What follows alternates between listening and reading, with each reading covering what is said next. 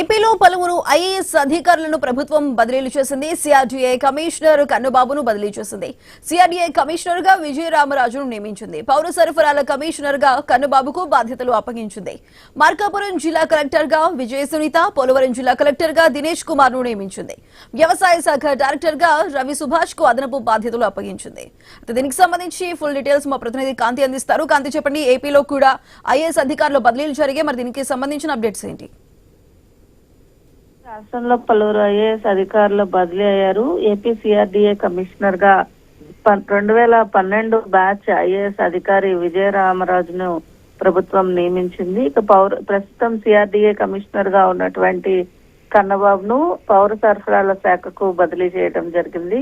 2 జిల్లాలకు కలెక్టర్లను నియమిస్తూ కూడా ప్రభుత్వం ఉత్తర్వులు జారీ చేయడం జరిగింది. అయితే పోలవరం కలెక్టర్ గా దినేష్ కుమార్, మార్కాపురం కలెక్టర్ గా విజయ సునీతను నియమిస్తూ ప్రభుత్వం ఆదేశాలు ఇవ్వడం జరిగింది. అయితే సిఆర్డీఏ కమిషనర్ కి సంబంధించి ప్రస్తుతం విజయరామరాజును ప్రభుత్వం నియమించడం జరిగింది. ఆయన ప్రస్తుతం స్కూల్ ఎడ్యుకేషన్ డైరెక్టర్ గా విధులు నిర్వహిస్తున్నారు.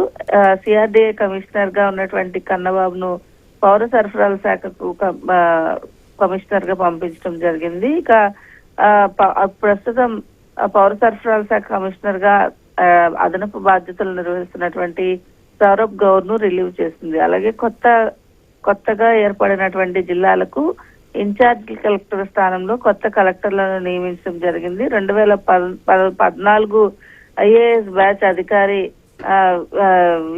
విజయ సునీతను మార్కాపురం జిల్లా కలెక్టర్ గా నియమిస్తూ నిర్ణయం తీసుకుంది. ఆయుష్ కమిషనర్ గా ప్రస్తుతం విధులు నిర్వహిస్తున్నటువంటి దినేష్ కుమార్ ను పోలవరం జిల్లా కలెక్టర్ గా బదిలీ చేయడం జరిగింది. ఇక మార్కాపురం కలెక్టర్ గా నియమితులైన విజయ సునీత ప్రస్తుతం అగ్రికల్చరల్ మార్కెటింగ్ డైరెక్టర్ గా ఉన్నారు. ఆమె స్థానంలో ఏపీఎస్సీ సెక్రటరీగా ఉన్న పటాన్ శెట్టి రవి సుభాష్ కు అగ్రికల్చర్ మార్కెటింగ్ విభాగపు అదనపు బాధ్యతలను ఇస్తూ ప్రభుత్వం నిర్ణయం తీసుకుంది.